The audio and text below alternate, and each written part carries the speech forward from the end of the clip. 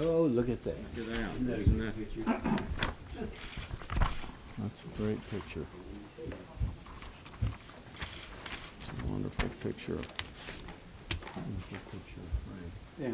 That's a great picture. Grandchildren. Yes. Those are all his grandchildren. No. Yeah.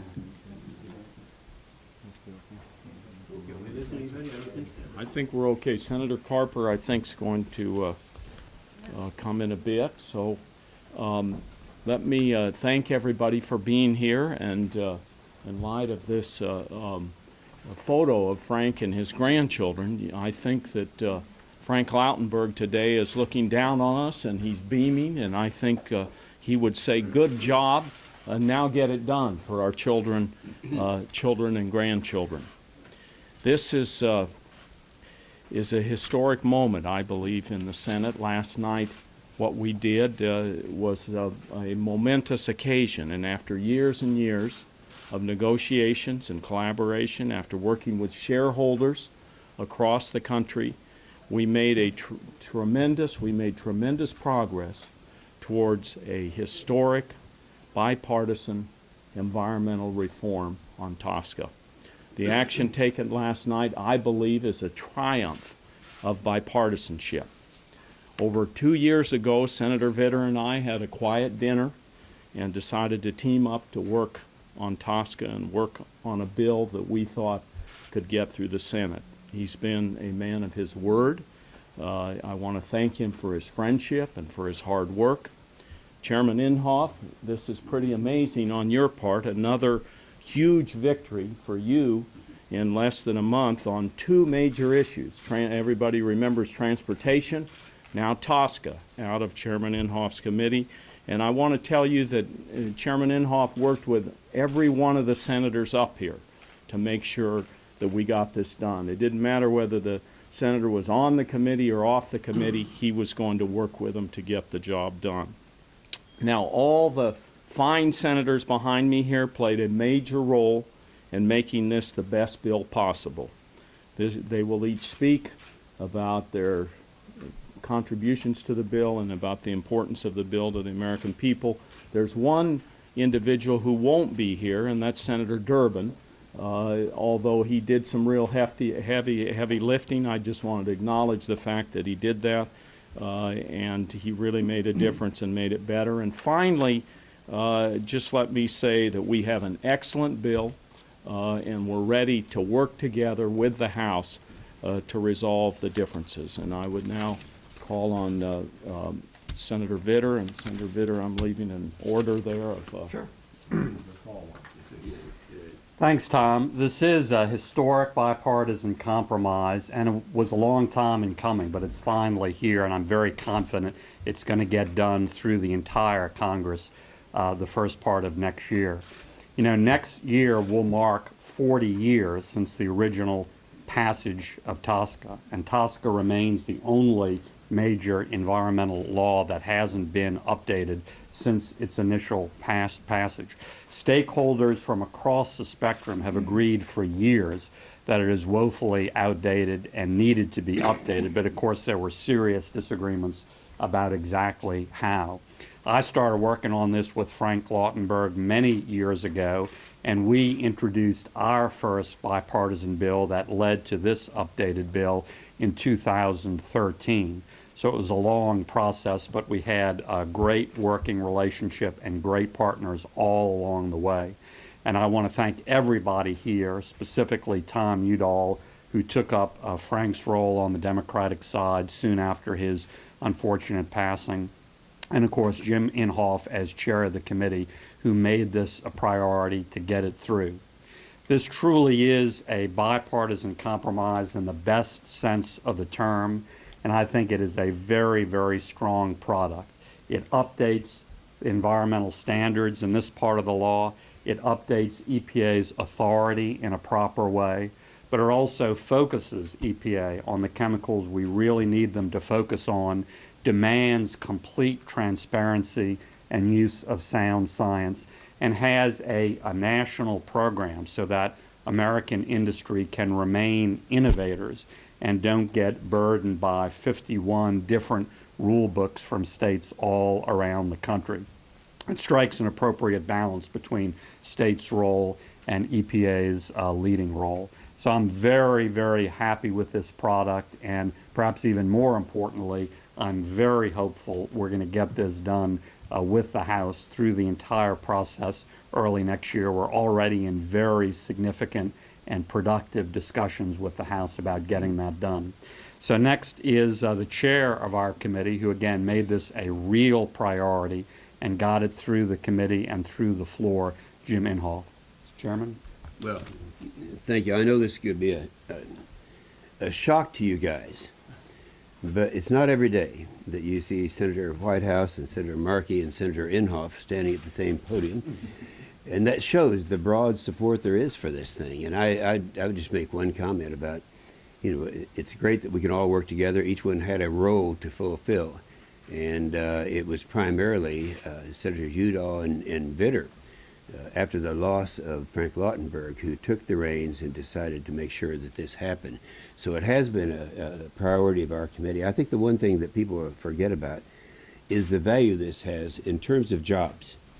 We in the United States have been losing jobs to places like China and Saudi Arabia now for a long time, and this is going to be a resurgence of jobs due to two things. One is the available natural gas and our shale revolution, of which my state of Oklahoma had a lot to do with, and then the anticipation that this bill was going to pass. And of course now it has passed the Senate and will become law. We're sure of that. So I can only say that my two friends, Frank Lautenberg and Bonnie, that your legacy has been fulfilled.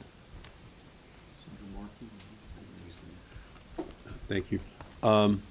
I thank you, Jim, so much for your leadership on this, and Tom. But we're here for Frank Lautenberg and for Bonnie, and we know that Frank is smiling down here today on this incredible bipartisan gathering, which he envisioned as the way in which we would be able to produce this legislation. It's a statute right now, TSCA, that simply does not work. Because ever since the industry successfully challenged EPA's asbestos ban, EPA's authority to regulate dangerous chemicals has been broken. And we all also agree that only by working together would we be able to do something about it. That is why getting this bill right is so important.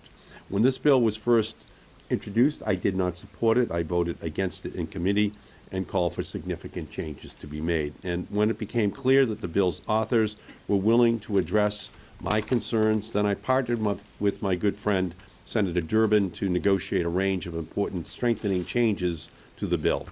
The legislation passed the Senate unanimously last night. That is a great achievement.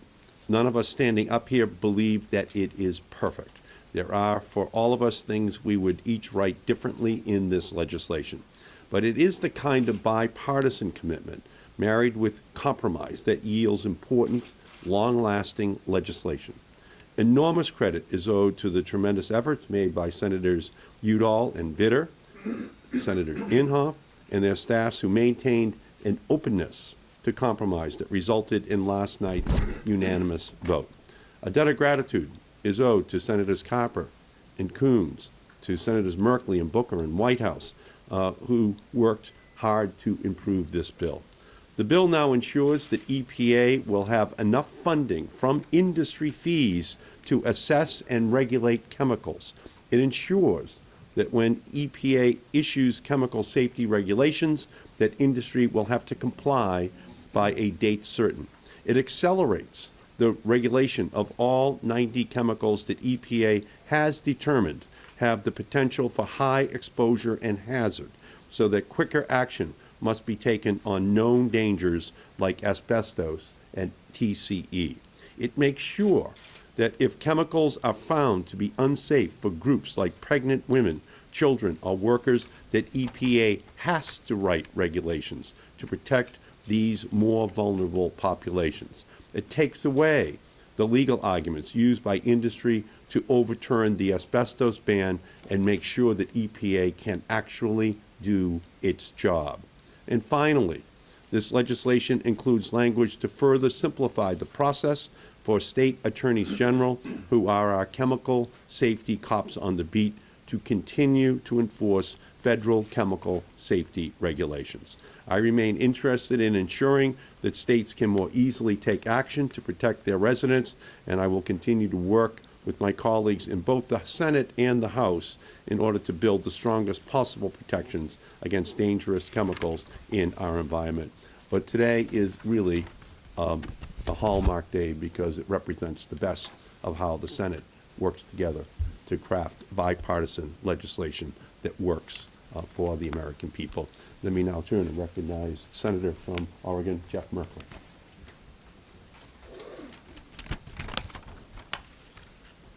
It's outrageous that since 1991, the most powerful nation on earth has been powerless to control toxic chemicals in everyday products. And this team of senators has undertaken to change that.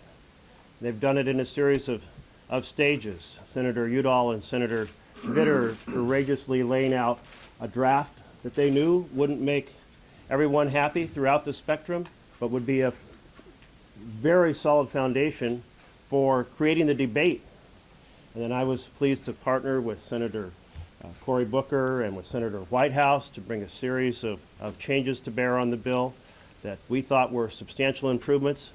But even that was not the end of the story, because other senators came in, Senator Coons and Senator Carper and Senator Boxer and who am I missing? Senator Markey. They brought their ideas to bear, and the conversation continued until we came to this point where this substantially complex bill on a very important topic passed unanimously on the floor of the Senate last night. When have we seen a story like that? And now we want to take the momentum that has been generated by all this great work and carry it into the completion of a bill that will find its way to the President's desk. The challenge of toxic materials in our everyday products is so great that we cannot afford to fail in this task. And so to the courageous senators who started this process, to everyone who has brought their thoughts to bear, to the staff that worked night and day, a huge thanks. And I look forward to working with this bipartisan team to get this across the finish line. Thank you. And now it's my pleasure to introduce Senator Whitehouse, who brought so many valuable concepts and efforts to bear to get us to this point today. Thank you, Jeff.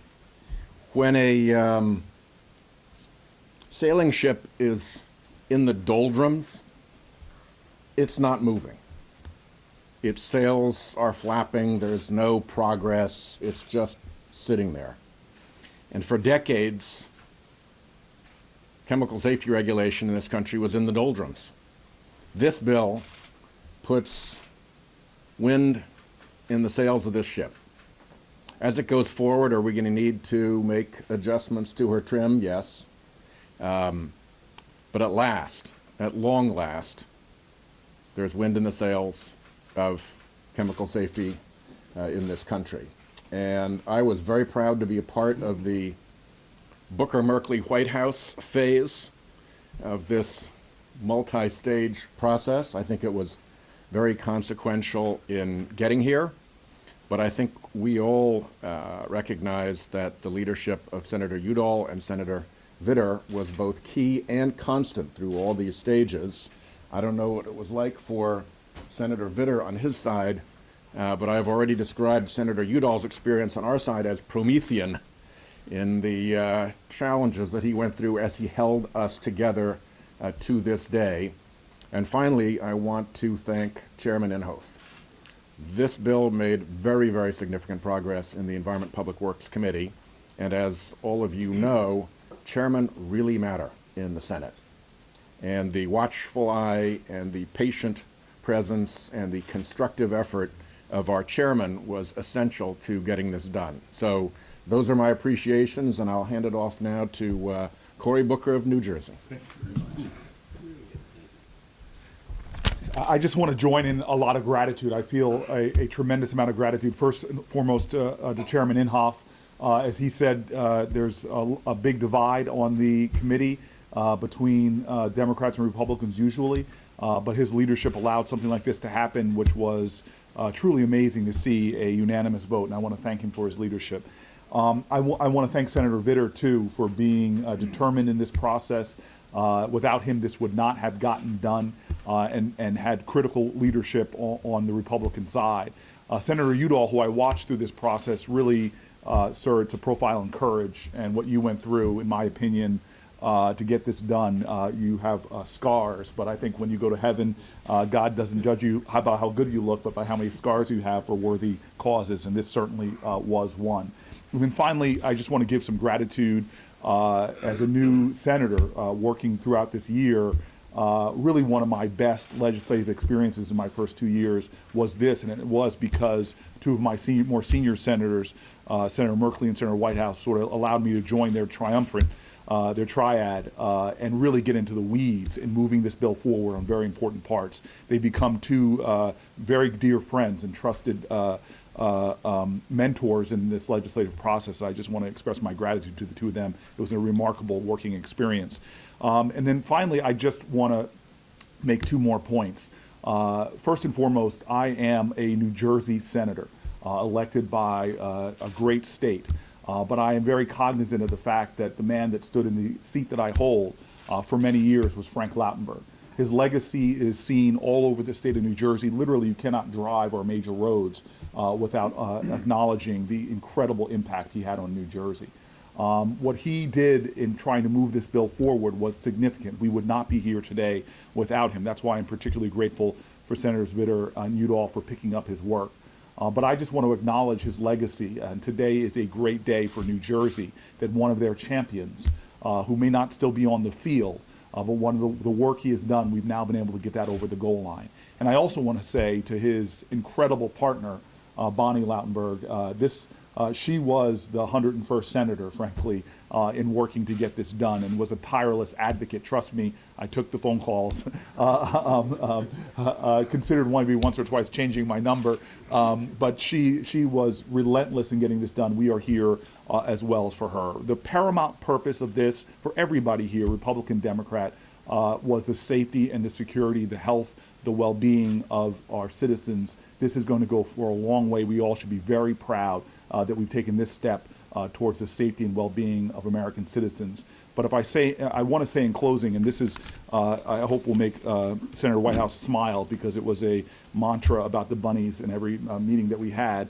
But I do want to say that there is just too much unnecessary cruelty going on to animals in the United States of America. This bill now says that you have to rely, where there are scientifically reliable ways not to do animal testing, we will not do animal testing. This is a triumph, not just for human beings in America, but this is a triumph for animals as well. I am very proud that that's a part of this bill. Thousands, if not millions of animals will not have to suffer as a result of the work that was done by my colleagues who are standing here, and that is also an important contribution that has been made. Thank you. And I want to now, if I may, bring up another senator who's been a friend and a mentor to me, Senator Carper from my neighboring state. Corey, we mentor each other. 38 years ago, when this legislation was signed into law, there was probably a gathering sort of like this, where Democrats and Republicans commended one another, thanked their staff, and a president prepared to sign legislation that a lot of people thought would be good for the environment, good for health, and acceptable to our business community. It didn't work out that way, did it? And over the last 38 years, some half dozen or so highly toxic chemicals have actually been taken on by the EPA and dealt with. Chris Coons is a chemistry major, as an undergraduate. He actually knows this stuff, and he's been invaluable because of his education and expertise in this area. But out of all the hundreds of toxic chemicals that are in our bodies, in our environment, in our water, in our air, to finish work on 6 of them is really pathetic, really pathetic.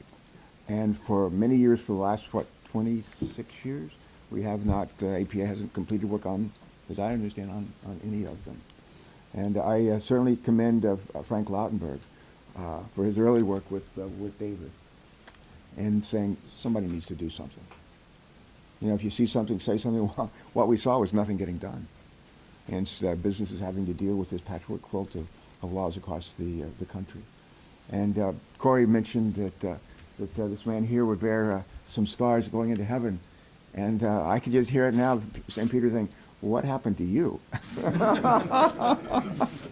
Because I witnessed some of this, the treatment that he received. But he never blinked, he never flinched, and with Jim's leadership as our chairman, and the three of them, we are here on the 1 yard line. We're here on the 1 yard line, and it's first down and goal to go. Things like this don't happen. Unanimous passage in the Senate on the voice vote yesterday without great leadership, and we've had a superb leadership here.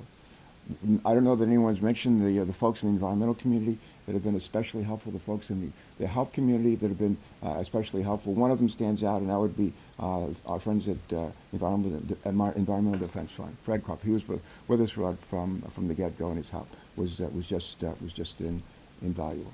Senator Coons, who I'm going to introduce now. Senator Coons has heard me talk about how whenever people have been married a long time, 50, 60, 70 years, I always ask them, what's the secret for being married 50, 60, 70 years? And I get some hilarious answers, and I also get some serious answers as well. And the best answer I've ever gotten was the two C's. The two C's, communicate and compromise. And I would add to that a third C, and that would be collaborate. Collaborate. And communicate, compromise, and collaborate. That's the secret for a long marriage between two people. It's also the secret for a vibrant democracy.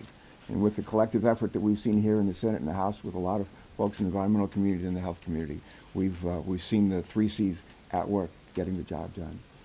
One more C, Colin. Colin Papard. Colin, raise your hand. Colin Papard has worked doggedly on this. Doggedly. I've worked on it, so have the rest of us. But he and the other staff members that are gathered here deserve a special tribute, and we'll always be grateful to you. And now, one of the other big C's in the state of Delaware, Mr. Chemistry himself, Chris Coons. All right, Chris. Thank you. It is truly an honor to get to play some small role in this bipartisan compromise, along with my senior senator, Tom Carper, who's a real leader on the EPW committee. Thank you, Chairman Inhofe, for your facilitation and leadership and support that allowed this great compromise to happen. And thank you to Senators Vitter and Udall for being tireless, for being open, for being willing to confront the reality that ever since I was working late at night in the chemistry lab, this bill has not worked. This law has not worked. More than 30 years ago, I was staying up late finishing my organic chemistry lab notes, and TSCA at that point was only 10 years old. And in the decade since, it has largely failed to do its work. A whole generation of scientists has matured and gone on to work, whether at EPA protecting families and consumers, or in industry trying to innovate and create new materials and substances. And in those 3 decades since, this law has not worked. Today is a big deal. It's a big deal for consumers and for families, for parents, and for communities, because now we have a pathway to know that potentially harmful, risky, toxic chemicals in the United States will actually get studied. There will be protections in place nationally. It's a big day for industry because they get predictability, they get regulatory fairness. And it's a big day for the EPA because they get funding and they get the opportunity to actually do what they are charged to do in our federal structure. And as Senator Booker said, it's a big day for animal welfare and for making sure that testing is done ethically and appropriately. I'm grateful that Lisa Hummon-Jones, a very capable leader in my staff, has helped make sure that a bipartisan bill I have with Susan Collins called Sustainable Chemistry is also a piece of this bill. Small, but I think cumulatively large. It will make sure that there's a federal and coordinated effort to change the way that chemistry is done in the future, to make it more sustainable, to make it possible for there to be more and more products in our country that have a lower toxic profile. So I think this is a big deal for families and consumers, a big deal for industry and competitiveness, but not least of all, a big deal for the United States Senate. You don't have a great reaction without a catalyst, and the catalyst clearly was Frank Lautenberg, who, although not with us, his vision was moved forward by Bonnie. And so I'll end as we began, which was by thanking Bonnie Lautenberg and Frank Lautenberg for taking that first step, for taking David Vitter's outreached hand, for really launching this process, and for putting us in a place where today we could celebrate the unanimous passage of this TSCA reform bill by the United States Senate. And with that, I'll invite Senators Vitter and Udall to take questions. Thank you. Senator, you know, one of your colleagues said it's first and goal. What's left to do with the House to get it across the goal line? Well, the House passed its bill almost unanimously, like the Senate did last night. It's a much narrower bill. I think it's got a lot of good ideas on it. The thing you should know about all the senators up here is we have a very good relationship with the House members. That are key on this. Fred Upton and Frank Pallone are people we all know very well and that we've worked with. Many House members are here. Former House members are here behind me.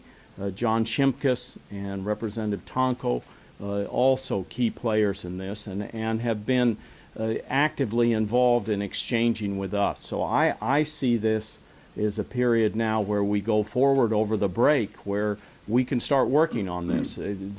The staff here is key, and I'm going to ask, because several members have mentioned staff. I didn't mention Jonathan Black. I didn't mention my legislative director. I just ask you all to call out your staff member's name that worked on this. Or Corey, how about you? Who was really a team effort. Team effort, the whole. I think Adam Zipkins was- Okay, Adam. Yes. I'll mention Colin. You already mentioned Colin. Mentioned Did I twice. mention Colin? Yeah, you're wonderful. Mihal Friedhoff. Yeah, Adrian Desmond. Dmitry Karkatov. Dimitri. Well, I was going to use Dimitri. Dimitri has been key. Has been absolutely key. And Sheldon. Emily Underley. Yeah. And the staff, let me tell you, has been absolutely key in this, because we've had ups and downs, and they've kind of worked to help pull things together when we've hit the bottom on several occasions. But Senator Carper mentioned EDF. I also need to mention the National Wildlife Federation, who cared a lot about wildlife and the impact on chemicals, and they also jumped into this to support and be there with us. And we got major contributions from all of the stakeholders. So, Mike, I think we answered your question. Let's go to yours here. Yes, did you make any agreement with Senator Boxer regarding the nature of the conference, or whether it will be public or not? No, we haven't. That hasn't been done yet. I believe that's correct. Senator Boxer gave her consent to move forward. And as typically happens here, I think we're going to start working with staff and with members to try to open up a dialogue with the House of Representatives and see if we can't come to resolve all the differences. The model here, I believe, is what happened with the TSCA. I mean, we just saw recently where Patty Murray and Lamar Alexander worked behind the scenes. Their conference was just a one-day affair. They resolved the issues and then had a quick conference and brought the bill back to us, sent it to the president for his signature. And so that's what I would hope we'd be able to please. Add to that. I really believe another model for this is the highway bill. That we all came together. And I believe yesterday when, even though Barbara Boxer had some issues with this that weren't completely resolved in her head, but she thought, I know that she was thinking about the highway bill, and that we had, you don't get everything you want, and no one does. And I think that's the reason that she did not object, and she's part of the team now. Could you discuss how you use scientific organizations like the Society of Toxicology to help consult on this? Yeah. Well, there were major efforts, and Chris, you may want to talk about this too, or any of the others that are back here behind me, to try, and this was the process that Senator Vitter and I used all the way through to say, if there's anybody out there, a stakeholder out there that has some interest in what's going on, we want them at the table and we want their comments. Since you're asking specifically about scientists, there's a long-time scientist. He's been working on this, I think, for more than 25 years, by the name of Richard Dennison. He was kind of the key person with all of the environmental groups for many, many months. He works at EDF, but he was a resource for all the environmental groups, and so he was our link in many ways to the scientific community. But I know that Senator Vitter and every senator up here had discussions with scientists, had discussions with industry members, had discussions across the board with environmental groups, always to try to improve this bill. And I think the remarkable thing was how we incorporated, David, and working with you, Chairman Inhofe, continuous improvement on the bill. And I think we can still make improvements as we move down the line working with the House. Anybody else want to jump in on the science? Chris? I'll just say that the American Chemistry Society played an absolutely central role, particularly in the sustainable chemistry and the R&D piece, but I think provided helpful technical advice more broadly. And I'll echo the National Wildlife Federation, led by Colin O'Mara, provided some really critical and helpful environmental perspective, at least to my office as well. What are some of the key areas that may be differences between the House and Senate bills that you think will need to be addressed? Well, I don't think there are a lot of differences because the House bill is a narrower bill and ours is much broader and deals with areas that the House really didn't deal with. And so the one area that's clearly going to be discussion is in the preemption area. The House took a little different approach, but they've got some good ideas there.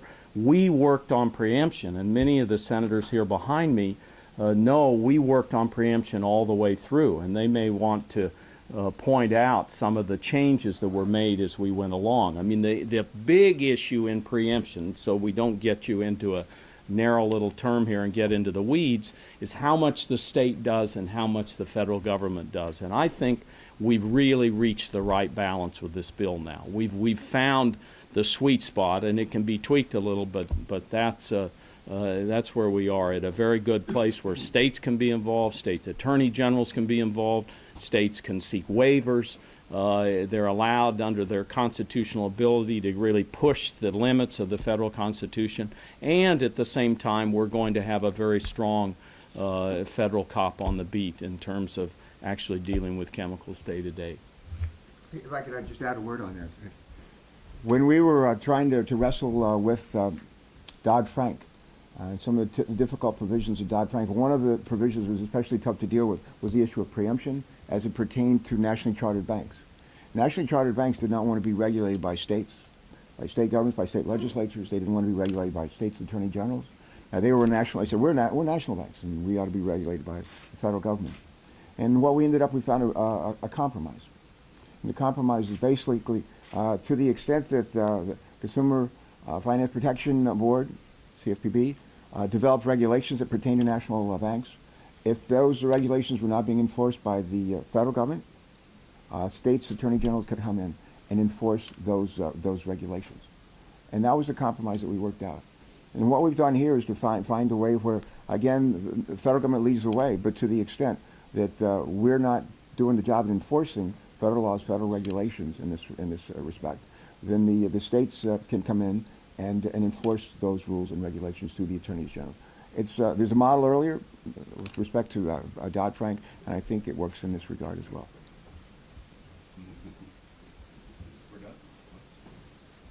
He hasn't asked one there, so let me go behind you here. Senator Inhofe, can you talk about the importance of your existing relationship with Senator Boxer and helping with this over the finish line? Well, we do have a good relationship, and we have for many, many years, and that always shocks a lot of people. But I think you can love people without agreeing with everything, and I think that a lot of that went into this. I can remember in the early stages at Frank Lautenberg and what he was wanting to accomplish, and it happens that both of us came from industry, and so we had a lot of things in common. I think developing relationships is the most important thing you can do, and I know that that's true in the case of this legislation. Barbara Boxer and I get along on this particular issue. There are a lot of areas, if you remember, in the highway bill where we did not agree, but we're able to get together and do it. And so, I'm not thought of as being the world's greatest compromiser, but we did. So it worked here too. Okay, maybe one more here. Go ahead. Senator Markey, I was wondering if you could highlight some of the changes that were able to be integrated into the bill that brought you on board. And perhaps Senator Vitter and Senator Inhofe, you could highlight some of the changes, some of the provisions that you wouldn't give up, that you were found essential to remain in the bill. Yeah, well, I outlined them in my statement, and So I listed them in the opening that I made, but the agency will now have enough funding. The fees are going to be sufficient in order to ensure this program works. We're going to ensure that the industry has to comply by date certain in terms of meeting any of the goals that are set by the EPA for those industries. And it accelerates the regulation of all 90 chemicals that the EPA has determined have the potential for high exposure and hazard, so that quicker action must be taken on all known dangers like asbestos and TCE. That was critical that we were able to do that. So the focusing upon pregnant women and children as well in this legislation that has been added, I think, is the kind of language that actually Senator Boxer was interested in as well. So, so overall, I just think that one by one, with the work of all of the members who are here, each of those concerns that were raised initially are now included in the bill. And again, it took a bipartisan understanding in order to finally reach that point. Thank you.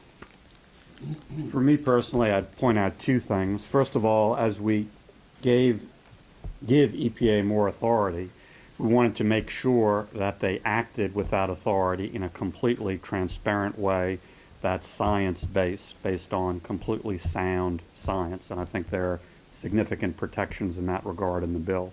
And secondly, we wanted to make sure that as EPA acts, that is the national rule book by and large. There is a balance with regard to preemption, but when EPA acts, that is the rule book for the entire country, which is the only way an industry like this, which isn't just national, it's international, can cope and can remain an innovation leader if they have that sort of national rule book rather than potentially 51 different rule books.